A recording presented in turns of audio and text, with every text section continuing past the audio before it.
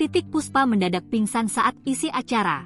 Hingga kini masih belum sadar. Manajer Titik Puspa, Mia, mengatakan bahwa Titik Puspa menjalani operasi pembuluh darah pada Rabu, 26 Maret 2025. Kata Mia, Titik Puspa tiba-tiba pingsan setelah mengisi sebuah acara di salah satu program televisi. Pecah pembuluh darah, makanya dioperasi, kata Mia saat dihubungi awak media, Kamis, 27 Maret 2025. Mia mengatakan bahwa operasi Titik Puspa berjalan lancar.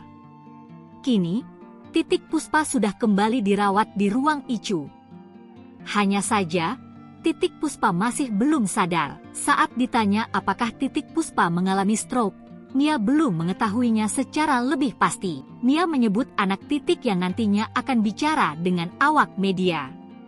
Belum tahu, apakah stroke, takut kesalahan. Itu anaknya baru pulang besok. Berkabar biar beliau yang bicara langsung karena beliau yang intens di sana, tutur Mia.